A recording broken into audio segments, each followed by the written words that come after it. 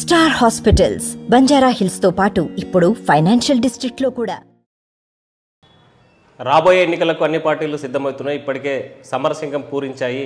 రాజకీయంగా ఏపీ రాజకీయాలు మొత్తం హీట్ ఎక్కాయి. అధికార పార్టీ ప్రతిపక్ష పార్టీలు కూడా తమ అభ్యర్థులను ప్రకటించేటువంటి పనిలో బాగుపడ్డారు. అయితే ఈ నేపథ్యంలో గత 5 ఏళ్ల పాలన ఎలా ఉంది అనేటువంటి అంశం మీద మాట్లాడడానికి మాజీ పార్లమెంటు అధ్యక్షులు వెంకటరెడ్డి ఉన్నారు మనతో. సార్ నమస్తే.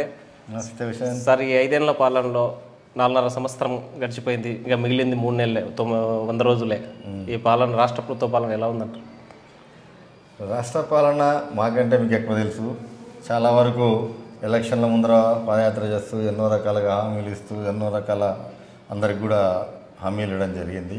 కానీ 4 సంవత్సరాలు 9 నెలల్లో చాలా వరకు హామీలు అమలు చేయలేకపోవడం కూడా జరిగింది.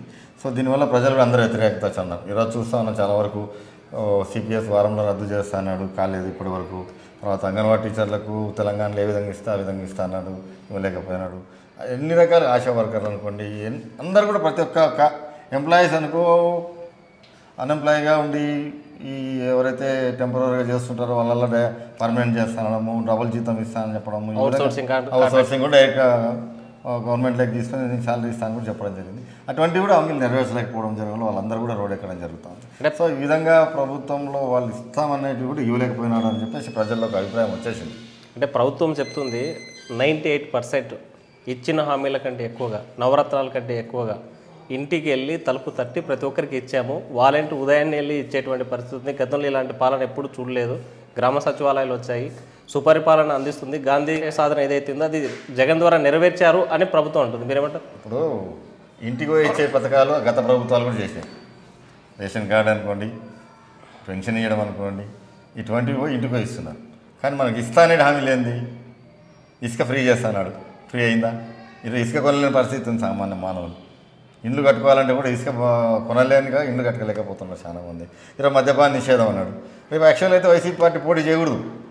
2024లో మద్యపానం పూర్తిగా ఎక్కడ అమ్మకుండా సంపూర్ణ మద్యపానం నిషేధం చేసి ప్రజలు లేకపోయి ఓటు అడగకపోతే అంగి పట్టుకోమన్నాడు. మళ్ళీ వైసీపీ ఎమ్మెల్యే నిలబడిన వాళ్ళని పట్టుకోవాలన్నా, ఎంపీగా నిలబడిన వాళ్ళని పట్టుకోవాలన్నా, ఇప్పుడు ముఖ్యమంత్రికి హామీ ఇచ్చిన వాళ్ళని ఆయన పట్టుకుంటే దొరకడు ఆయన. సో మళ్ళీ ఎవరిని పట్టుకోవాలా? సో ఇటువంటి హామీలు ఎన్నో రకాలు ఇచ్చినట్టు కూడా ఏమి నెరవేర్చలేకపోయినాడు. కానీ ఏమంటే ఊరికే అభివృద్ధి జరుగుతూ ఉంది, జరుపుకుంటున్నారు తప్ప ఆయన ఇచ్చిన హామీలు అన్నీ వద్దు, నవరత్నాలు కాదు, ఇవి రెండే. నేను ఎగ్జాంపుల్ చెప్తున్నా. ఇసుక కానీ చెప్పిన మాట ఫ్రీ చేసినాడా? మద్యపాన నిషేధం అన్నాడు, చేసినాడా? సిపిఎస్ వారంలో రద్దు అన్నాడు, చేసినాడా? ప్రైవేట్ ఉద్యోగస్తులందరూ పర్మనెంట్ చేస్తున్నాడు, చేసినాడా? ఆశా వర్కర్లకు 16,000 జీతం అనేది 18,000 తెలంగాణ విధంగా ఉంటే 1,000 రూపాయలు ఎక్కువ ఇస్తాడు, ఇచ్చినాడా?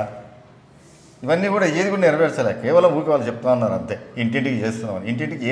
ఇంటికి రాకమున్నా కూడా అంతకుముందు కూడా పంచాయతీ బోర్డులో ఇచ్చేటివి ఈరోజు ఒక వాలంటీర్లను పెట్టుకొని ఇంటికి ఇస్తున్నారు తప్ప, వాలంటీర్లను కూడా ఎందుకు?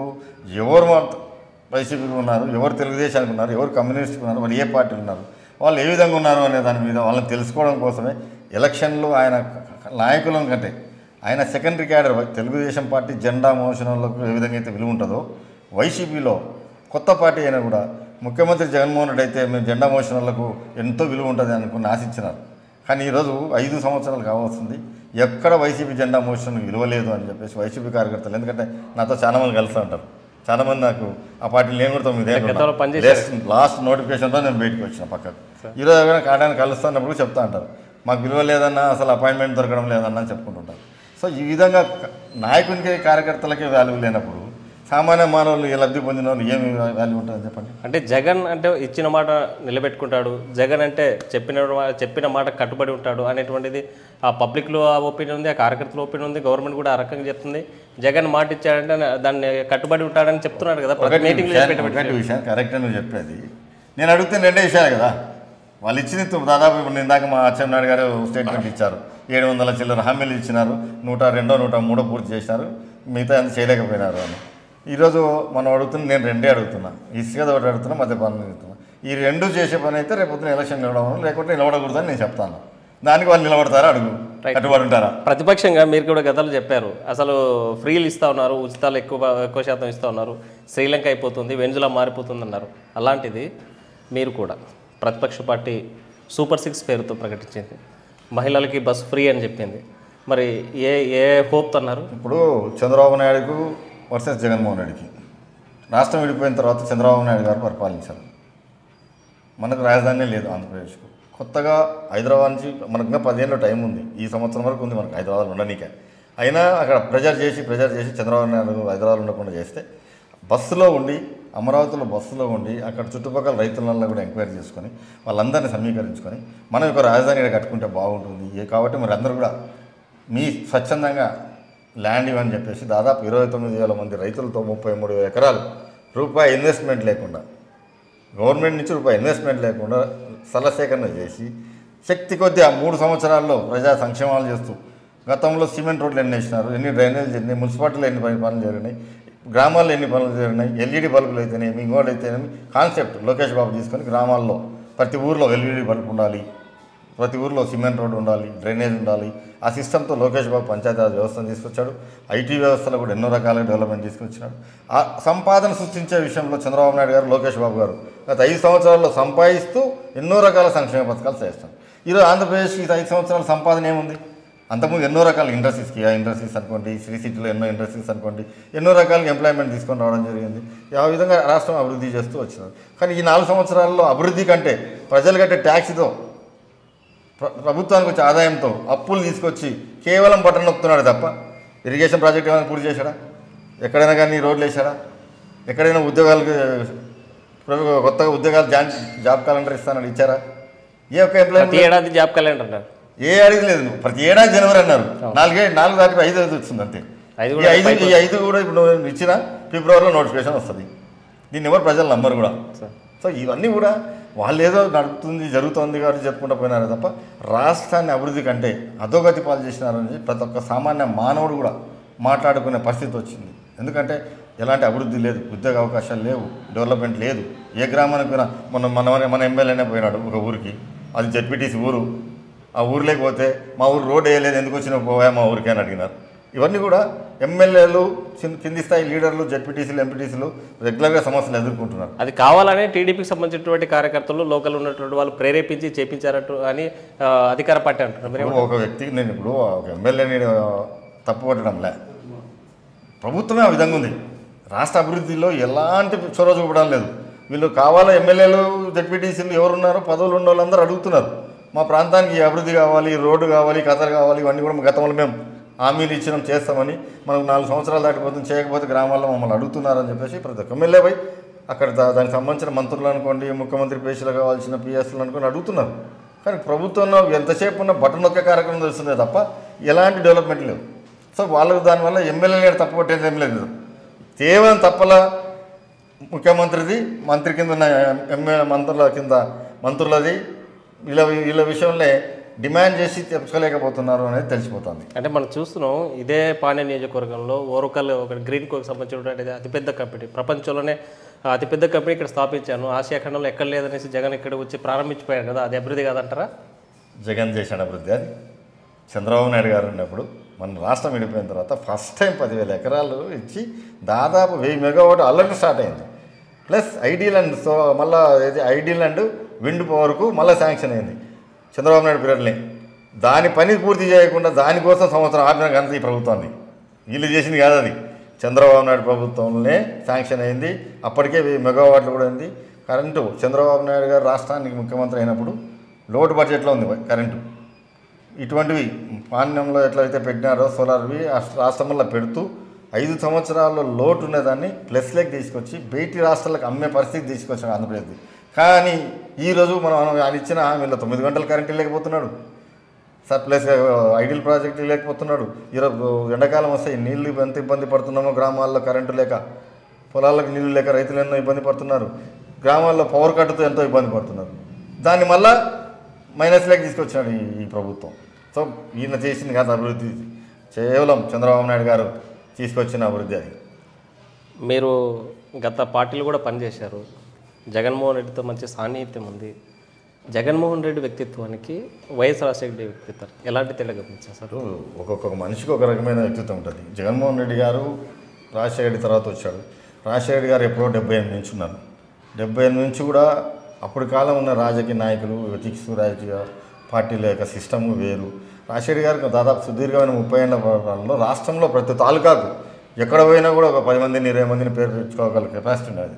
అంత చనువుతో అందరితో బాగా పబ్లిక్లో కలిసిమెలిసి అంటే ఉంటారు. ఎవరు ఎంతమందిలో కూడా పేరుతో ఎంతమంది ఉన్న ఏ తాలూకా నుంచి వచ్చినాడు, ఏ మండలం నుంచి వచ్చినాడు, ఏ ఊరో కూడా చెప్పగల సామర్థ్యం ఉన్న వ్యక్తి రాజశేఖర రెడ్డి గారు. ఆ విధంగా ఆయన లైఫ్ సాగింది. ఆయన అందరూ కూడా అభిమానించేవారు. ఆయన ముఖ్యమంత్రి అయిన తర్వాత కూడా చాలా వరకు ఎవరు రాజశేఖర రెడ్డి గారిని రోజుకు 4 సార్లు కలిసేవాళ్ళం. అర్జెంట్ పని ఉందంటే తెల్లవారుదాం 4:30కు పోయి కలిసేవాళ్ళం, మళ్ళీ 9:30కు పోయి ఈ క్యాంప్ ఆఫీస్లో కలిసేవాళ్ళం, 2:45కు పోయి ఈ సెక్రటరీలో కలిసేవాళ్ళం, మళ్ళీ సాయంత్రం 7 గంటలకు పోయి మళ్ళీ క్యాంప్ ఆఫీస్లో కలిసేవాళ్ళం. అంత ఫ్రీగా అవైలబిలిటీ ఉన్నాడు. కానీ జగన్మోహన్ రెడ్డి గారు సీఎం అయిన తర్వాత మనం నేనైతే పోలేదు, కానీ మనకు అవసరం లేదు, మనం పోలే పక్కకు వచ్చాం కాబట్టి చాలామంది వాళ్ళ ఎమ్మెల్యేలు ఎంపీలు మాకే అపాయింట్మెంట్ దొరకలేదు, ఈ విధంగా ఉంది, మేము చాలామంది కింది స్థాయి లీడర్లు మమ్మల్ని పిలుచుకోపోవని అడుగుతున్నారు, కానీ మాకే లేదు, ఏం పిలుచుకోపోవాలా అని చెప్పేసి చెప్పాల్సింది వస్తుంది అనేవాడు చాలా వరకు వస్తాను. రాజశేఖర రెడ్డి వర్సెస్ జగన్మోహన్ రెడ్డి అంటే రాజశేఖర రెడ్డి గారిని అంత చనువుగా కలిసేవాళ్ళం, కానీ జగన్మోహన్ రెడ్డి గారు అంత ఫ్రీడమ్ లేదు అనేది ప్రజల్లో వ్యత్యాసం వచ్చేసింది. సరే, మీరు ఈ ఎలక్షన్ రాబోతుంది, మీ పాండ్య నియోజకవర్గంలో ఎలాంటి సమస్యలు గుర్తించారు? పాండ్యం సమస్యల్లో డెవలప్మెంట్ ఏం లేదు. మనకు గడవ మండలంలో చూస్తే గోరకల్లో మనకు రిజర్వాయర్లు ఎక్స్టెన్షన్ చేయాల్సిన చేపలు 3 అడుగులు ఎక్స్టెండ్ చేయాలా, చేయలేకపోలేదు. అల్గనూరు రిజర్వ్ కంప్లీట్ డ్యామేజ్ అయింది, 4.5 సంవత్సరం దాటిపోయింది. ఆ డ్యామేజ్ ఇంతవరకు రిపేర్ చేయలేదు. ప్లస్ మాకు వెలగమౌంట్ డ్యామ్ ఒకటి ఉంది గడవమండలంలో, దాన్ని చేయాలని గతంలో 9 రాజశేఖర్ గారు ఉన్నప్పుడే దాన్ని శాంక్షన్ చేయడం జరిగింది. ఇదే ఎమ్మెల్యే గారిపై ఒకసారి భూమి పూజ కూడా చేసి వచ్చాడు మొదలు పెడతాని, కానీ 2 సార్లు ఎమ్మెల్యే అయినాడు తర్వాత, కానీ దానికైతే ఏమి రూపురేపలేవు, దాన్ని కూడా చేయాలని చెప్పేసి. రెండోది మా కార్పొరేషన్లో రెగ్యులర్గా డైలీ వాటర్ కావాలనేది ఒక డిమాండ్ ఉంది. ఖచ్చితంగా రేపు తెలుగుదేశం గవర్నమెంట్ వస్తేనే ఖచ్చితంగా మా లోకేష్ బాబు గారు కూడా మొన్న తిరిగేటప్పుడు హామీ ఇచ్చినాడు, చంద్రబాబు నాయుడు గారు కూడా హామీ ఇచ్చినారు. ఖచ్చితంగా ఈ 16 వార్డులకు డైలీ వాటర్ అనేది వచ్చాలని చెప్పేసి ప్లాన్ ఉంది.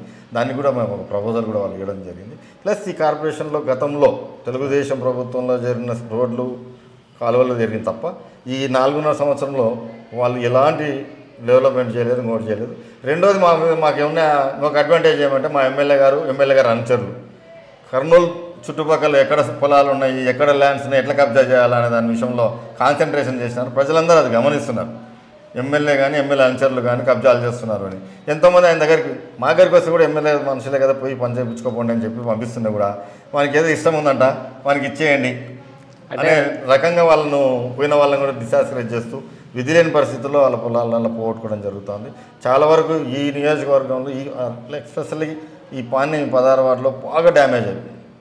భూపాలరెడ్డి గారిని ఆయన కార్యకర్తలు తప్పు చెప్పినారో ఒప్పు చెప్పినారో నాకు తెలియదు, కానీ కొంతమంది బామ్మర్దులో అని చెప్పి పేరు చెప్పుకొని 1000 ఎకరాలు వాళ్ళ పేరు మీద అగ్రిమెంట్లు చేసుకొని ఎప్పుడో 30 ఏళ్ళ కిందట లేఅవుట్ వేసి చాలా సామాన్య మానవులు టీచర్స్ కొన్ని వాళ్ళు ఇప్పుడు రిటైర్డ్ అయ్యింటారు, వాళ్ళ ఇళ్ళని మాది మీరు వెళ్ళిపోండి అని చెప్పడము, ఇటువంటి చాలా వరకు ఇక్కడ జరుగుతూ ఉన్నాయి. కొంతమంది అయితే కట్టి కూడా ఇల్లు కట్టుకొని పార్క్ కట్టుకుంటే కూడా ఆ పార్క్ స్థలం కూడా మాది అని చెప్పేసి వాళ్ళ అనుచరుల పేరు రిజిస్టర్ చేసుకోవడం, ఇటువంటి వల్ల కూడా జరుగుతూ ఉన్నాయి. కాబట్టి సో ఇవన్నీ కూడా వీళ్ళందరూ ప్రజలు గమనిస్తున్నారు. ఈ ఎమ్మెల్యే ఉంటే మనకు ఎంతో ఇబ్బంది, ఖచ్చితంగా మనం చెడతామని గెలిపించుకున్నాలనే ఆలోచనతో మనం పోతుంటే డైరెక్ట్ చెప్తున్నారు. గతంలో ఉన్న ఓటు అడగనికి పోతే చూస్తాం పో చేస్తాం పోనేవాళ్ళు. ఇప్పుడు మనం ఓటు అడగకముందు ఈసారి మీకు ఓటు వేయాలనుకున్నాం పోమ్మా అంటే ఎందుకు ఇంత ఈ రెవల్యూషన్ అంటే సామాన్య మానవులను కూడా ఇబ్బంది పెట్టే పరిస్థితి తీసుకొచ్చారు ఇక్కడ వైసీపీ లీడర్లు. ఈ వైసీపీలు ఎవరు కూడా జెండా మోసిన వాళ్ళు కాదు. మళ్ళీ వైసీపీ పార్టీకి కేవలం భూపాలరెడ్డి పేరు చెప్పుకొని జనాలను బెదిరించి డబ్బులు వసూలు చేసే బ్యాచ్ ఇదంతా. ఈ సంస్కృతి కర్నూలు ఎప్పుడు లేదు. ఈ మధ్యకాలంలో భూపాలరెడ్డి గారు ఎమ్మెల్యే అయిన తర్వాతనే ఆయన పేరు చెప్పుకొని ఇవాళ జరుగుతుంది. మనకు ఆయన ప్రమేయం ఉందా లేదని అనను, ఆయన కొన్ని చోట్ల ఆయనను దృష్టిలో పెట్టుకొని చేయడం జరుగుతుంది, ఆయన పేరు చెప్పుకొని చేయడం జరుగుతుంది. సో ఆయన మనసులో ఉన్నాడు. చాలా వరకు మనం చెప్పినాం మొన్న ఇసుక మాఫీలో సీతారెడ్డి అని మీ విలేకరి ఎవరిపై క్వశ్చన్ అడిగినారు, ఇసుక మాఫీలో ఇట్లా ఉన్నాడు సీతారెడ్డి అని. సీతారెడ్డి వైఫ్ వచ్చేసి వైసీపీ పార్టీలో డిప్యూటీ మేయర్. సీతారెడ్డి ఎవడో నాకు తెలియదు అంటాడు. ఇదే కొంతమంది భూమిలో మా అన్ని కబ్జా చేసుకున్నాం, మేము ఎప్పుడో 2006లో కొన్నాము, ఇప్పుడు వచ్చి దస్తగిరి రెడ్డి మీ బామ్మడిది చెప్తున్నాడు. ఈ మధ్య కాలంలో ధర్నా కూడా జరిగింది. దస్తగిరి రెడ్డి అని చెప్పేసి మీ బామ్మడిది చెప్పడం జరుగుతుంది. ఆయన కూడా ఈ విధంగా అంటే దస్తగిరి రెడ్డి ఎవరు నాకు తెలియదు అంటాడు. ఇంట్లోనే ఉన్నాడు, వాళ్ళు పోయి అడిగినప్పుడు ఇంట్లోనే ఉన్నాడు, ఇంట్లోనే ఉన్నారు కదా సార్ అని కూడా చెప్పినారు. అంటే ఇది ఎమ్మెల్యేకు తెలిసే జరుగుతుందంటారా? ఇప్పుడు తెలియకుండా జరిగింది అంటే ఇంట్లో మనిషిని పెట్టుకొని బామ్మడిదిని పెట్టుకొని నేను బామ్మడిది అని చెప్పినాకు నా బామ్మడిది కాదు అంటే అట్టప్పుడు యాక్షన్ తీసుకొని చెప్పాలి కదా. ఆయన కాదు తెలియదు అంటే ఓకే నాకు తెలియదు ఈ విషయాలు సంబంధం లేదు అంటే ఇమ్మీడియట్గా ఆఫీసర్లకు చెప్పి వాళ్ళని యాక్షన్ తీసుకొని ఆ పొలం నుంచి వాళ్ళు వెళ్ళగొట్టండి. వీళ్ళు సెంటు 2 సెంట్లు 3 సెంట్లు కొన్న వాళ్ళు రిటైర్డ్ ఎంప్లాయీస్ ఉన్నారు. అందులో ఎస్సీలు బీసీలు మైనార్టీలు ఉండేది. దాంట్లో అట్ట డెవలప్ పొలం గుంజుకోవడం. బాధితులు ఏమన్నా ఎమ్మెల్యేలు కలిసినారు. తర్వాత నేను వాళ్ళు ఏదో ధర్నా చేస్తారు ఏందని చెప్పి పోయినప్పుడు నేను పోయి వాళ్ళతో మీడియాతో మాట్లాడించిన. వాళ్ళకే ఫోన్ చేసి మీరు నా కాడికి రాకుండా మీడియా కాడికి వెంకటరెడ్డి కాడికి ఎందుకు పోయినారు కూడా అడగడం జరిగింది. వాళ్ళనే ఎమ్మెల్యే గారే అడిగితే సార్ మీ ఇంటికి వచ్చినాం, తిరిగినాం, ఎన్నిసార్లు రిక్వెస్ట్ చేసుకున్నాం, మీరు చేయలేదు. మేమంతా మేము ఎవరో దుననీకి వచ్చినారు అంటే మేము వచ్చి వాళ్ళని మాది ఇది అని చెప్పి ప్రొటెక్ట్ చేయడానికి పోయేటప్పుడు వెంకటరెడ్డి అని అట్లా పోతూ వచ్చినారు. అది కూడా ఎందుకు పోయినాం, ఈ జగన్నాథ గట్టు మట్టి దొక్కుతున్నారు ఇల్లీగల్గా. ఆ మట్టు సందర్శించడానికి విత్ మీడియాతో నేను చిత్తమ్మ పోవడం జరిగింది. జగన్నాథ గట్టు ఆ పోయి వచ్చేటప్పుడు ఏందో జనాలు కనపడుతున్నారు, ఏంది ఇన్సిడెంట్ అని చెప్పి చూసి అది జరిగింది. అక్కడ అంతకుమించి మమ్మల్ని పిలిచింది లేదు, మేము వాళ్ళని అడిగింది లేదు. మేము ఏందో జనాలు ఉన్నారు ఏందో చూద్దామని పోదాం, చూస్తే ఇది జరుగుతుంది ఇన్సిడెంట్. సార్ గత 3 నెలల క్రితము లోకేష్ యువగలం పాదయాత్రలో ఇలాంటి ఆరోపణలు ఒకరి మీద ఒకరు చేసుకున్నారు, ప్రతి సవాలు చేసుకున్నారు. మీరు ఎక్కడో మనం ప్రమాణం చేస్తామని కూడా పిలిచినట్టు జరిగింది. అదే ఇప్పుడు ఆల్వేస్ వెల్కమ్. ఏమైనా కానీ ఆయన పిల్లలు పిలుచుకున్నాం, నా పిల్లలు యాగంటి మీద ప్రమాణం చేయడానికి సిద్ధం. నేను ఎలాంటి తప్పు చేయలేదు, ఎలాంటి స్థలాలు కబ్జా చేయమని లేదు, చెప్పలేదని చెప్పమను, నేను చెప్పడానికి సిద్ధంగా ఉన్నా. ఆయన మాట చెప్తాడు ఏమో కబ్జాలు చెప్పలేదు, నేను యాగంటి మీద ప్రమాణం చేస్తాను చెప్పమను. ఓకే, ప్రమాణాలు ఓకే, ఆధారాలు ఏమైనా ఉన్నాయా అట్లా కబ్జాలు చేసినట్టు? ఉన్నందుకే కదా చెప్తుంది. ఇప్పుడు దస్తగిరి రెడ్డి ఎవరండి, ఇప్పుడు వక్బోర్డ్ ల్యాండ్ 564 వక్బోర్డ్ ఒక ల్యాండ్. ఇది ఎంఆర్ఓ గారు వైసీపీ ప్రభుత్వం వచ్చిన తర్వాతనే 10 ఎకరాల 64 సెంటు ఒకటే సర్వే నెంబర్, ఇది వక్బోర్డ్ ల్యాండ్ అని సీల్ వేసి ఇచ్చినారు. రెవెన్యూలో సబ్ డివిజన్ కాలే, రిజిస్టర్ ఆఫీస్లో నంబర్ను సబ్ డివిజన్ చేసి రిజిస్టర్ చేపిస్తారు, రిజిస్టర్ మేనేజ్ చేసి. ఇప్పుడు ఆ ఇంటి వెనక ఇంకోటి సర్వే నెంబర్ అందరికీ కానిపని వేసుకున్నారు, అది వక్బోర్డ్ ల్యాండ్. వాళ్ళ కార్పొరేటర్ వీరయ్య చేసినాడు దాన్ని. 218 సర్వే నెంబర్ను 18A కింద చేసిస్తారు. 218 సర్వే నెంబర్ వచ్చి వక్బోర్డ్ ల్యాండ్, సబ్ డివిజన్ కాలే, కానీ 218A అని పెట్టేసి రిజిస్టర్ చేసేసి అమ్ముతున్నారు. ఆ సర్వే నెంబర్ ఉండదు కదా, కానీ బినామీలు జరుగుతుంది అధికారం అని చెప్పేసి. ఇది మన శకునాల దగ్గర ఒక ఎండోమెంట్ ల్యాండ్. ఇప్పుడు స్టీల్ ప్లాంట్కు మట్టి తోలినారు, దాదాపు 30 నుంచి 50 కోట్ల మంది మట్టి తోలినారు. దానివల్ల గవర్నమెంట్కి రాయితీ లేదు, గవర్నమెంట్కి నష్టమే. అక్కడ ఎండోమెంట్ ల్యాండ్ 18 ఎకరాలు గుత్తకేస్తుంది, దోగేసుకొని దాన్ని ఇది చేసుకొని దాన్ని తోలుకున్నారు ఫ్రీగా. పోయి ఎండోమెంట్ కంప్లైంట్ చేసి ఎండోమెంట్ ఆఫీసర్ పోతేనే పాపం సైట్ల బాబుతనం ఇటువంటి ఇది చేయడం తప్పు ఒప్పు అని చెప్పి రూమ్ రామన్నాడు ఎండోమెంట్ ఆఫీసర్. ఆఫీస్లోకి వచ్చేటాళ్ళకు వదిలేయా నన్ను చంపేస్తాను బెదిరిస్తున్నాను ఫోన్లు చేసి, నాకెందుకు ఈ పని, నేను ఏదో ఉద్యోగం చేసుకొని పోయేటోని అని. అంటే ఎవరైనా కానీ అధికార పార్టీ నాయకుని పేరు చెప్పే కదా ఫోన్లో చేసేది. ఓకే, ఒకవైపు భూ కబ్జాలు గుర్తించారు మీరు, ఇంకా ఇలాంటి సమస్యలు గుర్తించారు. డెవలప్మెంట్ ఏం లేదు చెప్తున్నా కదా నీకు. వాళ్ళు కమిట్మెంట్ ఇచ్చినది రెగ్యులర్ వాటర్ ఇస్తానని ఇవ్వలేకపోయినాడు, ఆ కమిట్మెంట్ చేయలేదు వాళ్ళు కూడా. ప్లస్ పారిశుద్ధ్య కాలంలో కానీ కార్పొరేషన్లో డెవలప్మెంట్ యాక్టివిటీస్లో కానీ పూర్తిగా ఫెయిల్ అయినారు.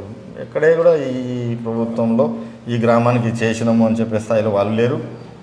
గ్రామాల్లో పోయి అడిగితే కూడా మాకు గతంలో మేము అడిగినట్టు మీరు చేయలేదు అని చెప్పేసి వాళ్ళకి ఎదురుపడుతున్నారు. కాబట్టి సో ఈ విధంగా ప్రభుత్వం మీద వ్యతిరేకత వచ్చిందనేది అభిప్రాయంతో ఉన్నాం. సో దాన్ని బట్టి తెలుగుదేశం పార్టీకి సార్ ఎప్పుడు ఈ రాజకీయాల్లో ఎప్పుడు చూడనటువంటి ఈ సీట్ల గందరగోళం, ఇరు పార్టీలు అటు టీడీపీ కావచ్చు ఇటు వైసీపీలో కావచ్చు, ఈ గందరగోళం ఎప్పుడైనా కానీ అన్ని పార్టీలు ఉంటాయి సార్, ఇది కామన్. ఎందుకంటే ఇప్పుడు యాక్టివ్గా ఉండేది 2 పార్టీలు ఇలా, తెలుగుదేశం వైసీపీ.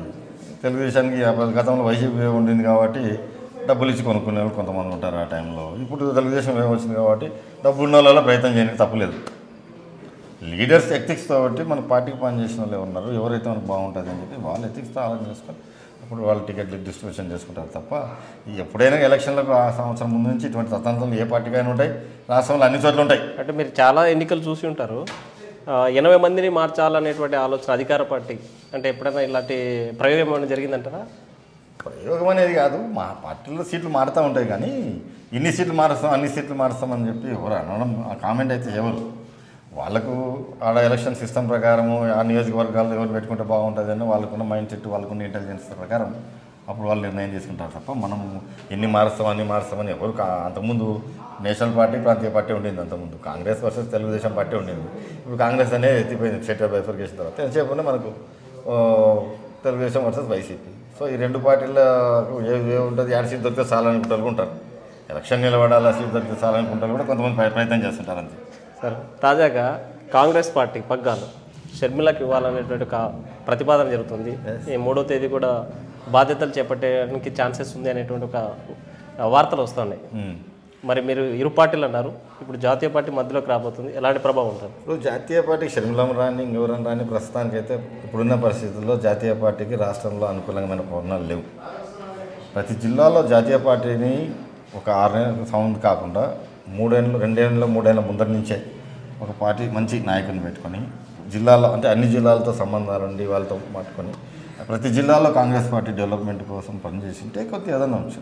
ఇప్పుడు ఏ రోజునే కాంగ్రెస్ పార్టీని 6 నెలలు ఉన్నా పోయినసారి 5,000 ఉన్నాయి, ఈసారి ఒకవేళ షర్మిలం వస్తే 7,000-8,000 పడతాయి. పడవ అనేది ఉండదు, ఆ పార్టీ కూడా ఉంది. కానీ అదే ఆ 2-3 ఏళ్ళ నుంచి ఈ ప్రయత్నం ఏదో చేసింటే పార్టీ కొన్ని చోట్ల పుంజుకోవడానికి అవకాశం ఉంది. కాంగ్రెస్ పార్టీ ఈ ఎన్నికల పోటీలకు రావడం వల్ల లేకపోతే మీతో జరగడం వల్ల ఎలాంటి ప్రభావం చూపబోతుంది? కాంగ్రెస్ పార్టీ ఏమొచ్చినా కూడా నష్టం అయితే వైఎస్ఆర్ పార్టీకి నష్టమవుతుంది. ఎందుకంటే వైఎస్ఆర్ పార్టీలో మేజర్గా ఉండేదంతా కూడా కాంగ్రెస్ సంబంధించిన ఓట్ బ్యాంకు, కాంగ్రెస్ సంబంధించిన లీడర్లే మేజర్గా ఉన్నాం కాబట్టి ఏం నష్టం వచ్చినా కాంగ్రెస్ పార్టీలో షర్మిలం వస్తే కొంత రాజశేఖర్ మీద అభిమానం ఉన్న వాళ్ళు, కాంగ్రెస్ మీద అభిమానం వాళ్ళు కూడా కొంత పెంచుకునే అవకాశం ఉంది ఓట్ బ్యాంక్. ఆ లాస్ అంతా కూడా మేజర్గా వైసీపీకే నష్టం అవుతుంది. సార్ ఫైనల్గా మీరు ఈ పాండ్య నియోజకవర్గ ప్రజలకి మీరేం చెప్పదలుచుకుంది? పాండ్యం నియోజకవర్గ ప్రజలకు నేను చెప్పేది కాదు, గతంలో ఒకసారి మమ్మల్ని కూడా ఎమ్మెల్యేగా చూశారు. గత 5 సంవత్సరాల్లో ఎక్కడే కానీ అభివృద్ధి విషయంలో మేము పూర్తిగా డెవలప్మెంట్గా కాన్సెప్ట్ చేసుకుంటూ అన్ని రకాలుగా ఈ కార్పొరేషన్లో దాదాపు ప్రతి చోట రోడ్లు డ్రైనేజ్ లేపడం జరిగింది. చాలా ఇరిగేషన్ ప్రాజెక్టులు గోర్కల్లు అనుకోండి, అల్గనూరు అనుకోండి, ఎక్కడేమో వచ్చినా కూడా ఆ ప్రాబ్లం రెక్టిఫై చేస్తూ రైతులకు నీళ్ళు ఇబ్బంది లేకుండా చేయడం జరుగుతూ వచ్చింది. ఇరిగేషన్ ఇప్పుడు ఈ 5 సంవత్సరాలు చాలా ఇబ్బంది పడినారు రైతులు నీళ్ళు లేక. ఇప్పుడు నీళ్ళు తాగడానికి కూడా ఇబ్బంది పడే పరిస్థితికి వచ్చింది. సో వీళ్ళు ఎమ్మెల్యేగా ఉంటే నియోజకవర్గంలో ప్రశాంతంగా ఉంటుంది ఒకటి, అన్ని రకాలుగా అందుబాటులో ఉంటారు ఒకటి, ఏ చిన్న అవసరమైన అక్క అనుకుంటే చిరుతమ్మ పలుకుతుంది అనేది ఒకటి ప్రతి ఒక్కరికి కూడా వచ్చేసింది. చక్కగా పోయి మనం కూర్చొని చిరుతక్కతో కూర్చొని మాట్లాడుకోవచ్చు, వెంకటడంతో కూర్చొని మాట్లాడుకోవచ్చు అనేతో మాకు మీరైతేనే బాగుంటుంది. గతంలో తెలుసో తెలగనో జగన్ మీద మీరు ఉన్నారు మేము ఉన్నాం అనే ఉద్దేశం చేస్తున్నాం తప్ప ఖచ్చితంగా ఈసారి మేము చిరుతక్కని గెలిపించుకుంటాం అని చెప్పేసి ఎక్కడ పోయినా కూడా మాకు ప్రజలైతే ఈసారి స్వచ్ఛందంగా వాళ్ళు మనం ఓటు అడగడం చెప్పాల్సిన పనిలే, వాళ్ళు ఎదురు చెప్తున్నారు ఈసారి మీకే ఓటు వేస్తున్నాం, పోయినసారి వేయలేదు ఇప్పుడు వేస్తున్నామని చెప్పేసి స్వచ్ఛందంగా చెప్తున్నారు. కాబట్టి నాకు గెలుపు గురించి దోకా లేదు, దాని గురించి ఆలోచన లేదు. వాళ్ళకు మా మీద నమ్మకం ఉంది. ఎట్లే పరిస్థితిలో ఏది కావాలన్నా కూడా చేయడానికి ప్రయత్నం చేయడంలో ఖచ్చితంగా వాళ్ళు ప్రయత్నం చేస్తారు. అధికారులకు చెప్పినా కానీ ఆ పనులు చేపిస్తారు అనే నమ్మకం మా మీద ప్రజలకు ఉంది. సో ఆ నమ్మకాన్ని అమ్ము కాకుండా అందరికీ నియోజకవర్గంలో అభివృద్ధి పథంలో నడిపించడానికి సాయశక్తిలో కృషి చేస్తాం. రైట్.